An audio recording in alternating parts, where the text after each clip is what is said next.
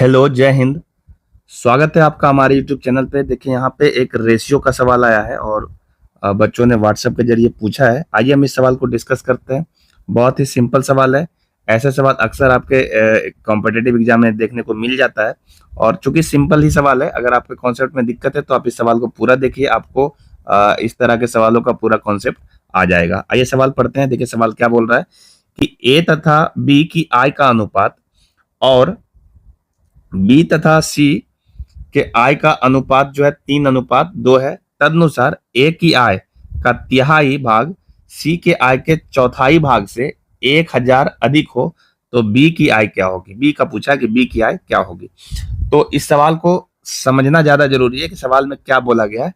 पहले बोला कि ए और बी इस दोनों के आय का अनुपात, ये भी 3:2 है।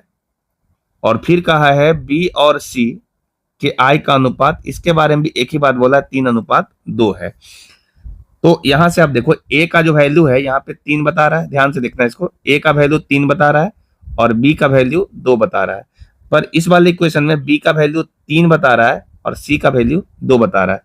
तो यहाँ पे ना कॉमन वैल्यू बी है ना, ये जो आपका है ये कॉमन वैल्यू है ना, इसमें भी बी है, इसमें भी बी है। तो दोनों ही रेशियो में बी का मान समान होना चाहिए।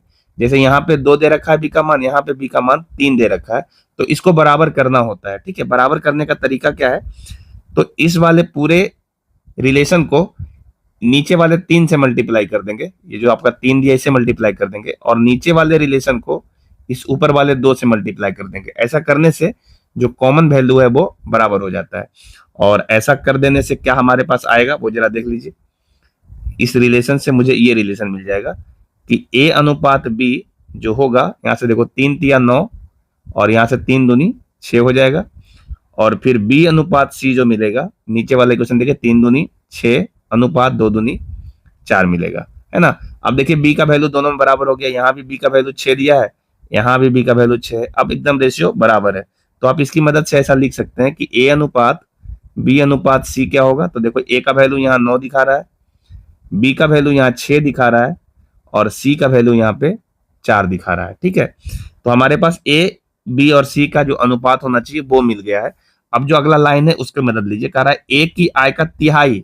तो ए की आय का अगर तिहाई करोगे मतलब 1/3 करोगे तो ये वैल्यू आपको 3 मिलेगा, क्योंकि 9 को 3 से भागा देंगे तो 3 मिलेगा।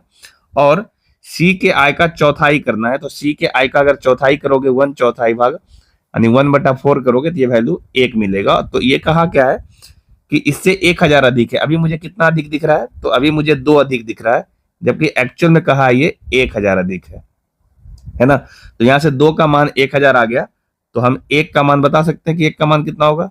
तो 1 का मान 500 होगा। ठीक है, अब अगर 1 का मान 500 आ गया है तो चूंकि मुझे बी का मान निकालना है ना, तो बी का वैल्यू 6 है।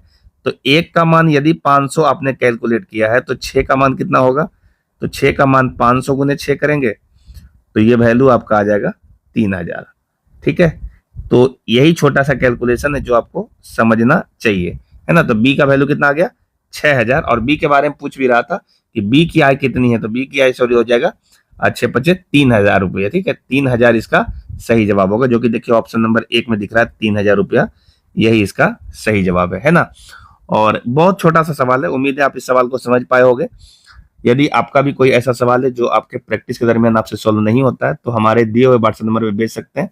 और चैनल पे यदि आप नए हैं तो चैनल को जरूर सब्सक्राइब करिए, अपने फ्रेंड सर्कल में शेयर करिए और वीडियो पे अपना लाइक जरूर दीजिए, ताकि इससे पता चलता है कि आपको कितना मदद मिल रहा है हमारे वीडियो से।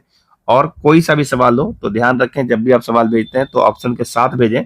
और हो सके अगर आपको आंसर बुक से पता है तो आप आंसर में टिक मार दें, सो डैट कि जब हम लोग वीडियो इसको तैयार करें तो इसको वेरीफाई करने में ज्यादा समय ना लगे। चलिए मिलते हैं किसी और वीडियो के साथ, तब तक के लिए जय हिंद।